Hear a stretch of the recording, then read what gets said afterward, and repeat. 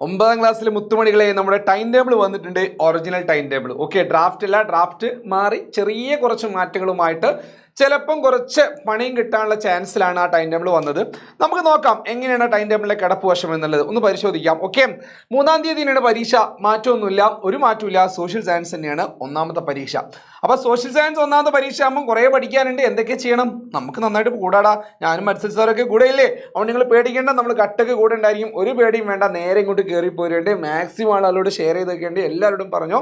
ആദ്യത്തെ പരീക്ഷേനെ നല്ല ഊർജ്ജസ്വലരായിട്ട് പൊളിച്ചെടുക്കാൻ വേണ്ടിയിട്ട് ഏകണ്ട ലൈവിലോട്ട് കയറി വന്നാൽ മതി. ഓക്കെ, യെസ്, അത് മറക്കണ്ട.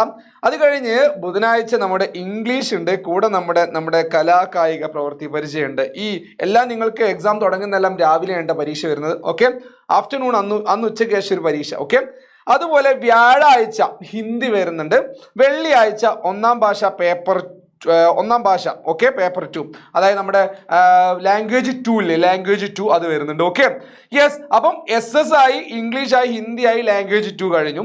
അതുപോലെ അത് കഴിഞ്ഞ് നമുക്ക് ശനിയും ഞായറും ഒഴിവുണ്ട്. അത് ഒഴിവ് തന്നെയാണല്ലോ, മാറ്റമൊന്നുമില്ല. ഓക്കെ, അന്ന് തിങ്കളാഴ്ച അല്ല, അത് കഴിഞ്ഞ് തിങ്കളാഴ്ച ഗണിതം, മാത്സ് പണിയാണ്, മാത്സ് ഒന്നും. Okay, yes. ചൊവ്വാഴ്ച നമുക്ക് ചെറിയ കൂടുതൽ പണിയുണ്ട്. അതെന്താണെന്ന് ചോദിച്ചാൽ കെമിസ്ട്രി, ഫിസിക്സ് ഒരുമിച്ചാണ്. കെമിസ്ട്രി രാവിലെയും ഫിസിക്സ് ഉച്ചയ്ക്ക് ശേഷം. അവിടെ ഞാൻ 2 ദിവസങ്ങൾ എഴുതുന്നുണ്ട്. ഒന്ന് സാറ്റർഡേ, അതുപോലെ മറ്റേ നമ്മുടെ സാറ്റർഡേയും അതുപോലെ സൺഡേയും, അതായത് ശനിയും ഞായറും. ഈ ശനിയും ഞായറും നമുക്ക് നിന്ന് തിരിയാൻ സമയം ഉണ്ടാവില്ല. കാരണം തിങ്കളാഴ്ച നമ്മുടെ പരീക്ഷ ഗണിതമാണ്, മാത്സ് ആണ്. അതുപോലെ ചൊവ്വാഴ്ച എക്സാം കെമിസ്ട്രിയും ഫിസിക്സും ആണ്.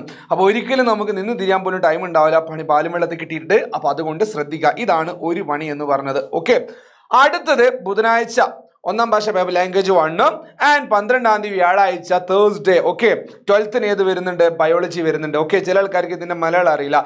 ട്യൂസ്ഡേ, അത് Wednesday and Thursday, Friday, Monday, Tuesday, again Wednesday and Thursday.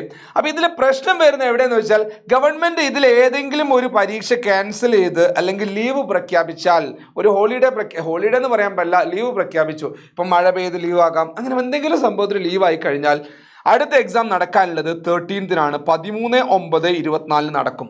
അങ്ങനെ നടന്നാൽ അടുത്ത ഫ്രൈഡേ നിങ്ങൾക്ക് എക്സാം ഉണ്ടായിരിക്കും. ആ ഒരു ഫ്രൈഡേയിൽ നിങ്ങൾക്ക് എക്സാം ഉണ്ടായിരിക്കും. അത് ഉത്രാടത്തിന് തലേന്നാണ്, ഓണത്തിന് തലേ ദിവസമാണ്. നമ്മുടെ ഒരു ആഘോഷത്തിന്റെ മൂടങ്ങ് കളയാൻ വേണ്ടിയിട്ട് ഒരു എക്സാം അവിടെ അങ്ങ് വരും.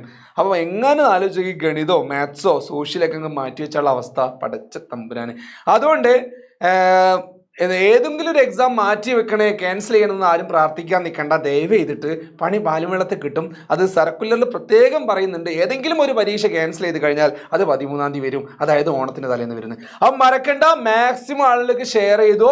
അടിച്ചു പൊളിച്ച് പരീക്ഷ എഴുതണോ, ഏകളിലേക്ക് ഇങ്ങോട്ട് പോരേണ്ടി എല്ലാവരും കൂടെ ഉണ്ടായിരിക്കും. നമുക്ക് കംപ്ലീറ്റ് നെരുപ്പാക്കി സെറ്റാക്കാം. അപ്പൊ tata, bye bye, see you. വീണ്ടും കാണാം. Thank U.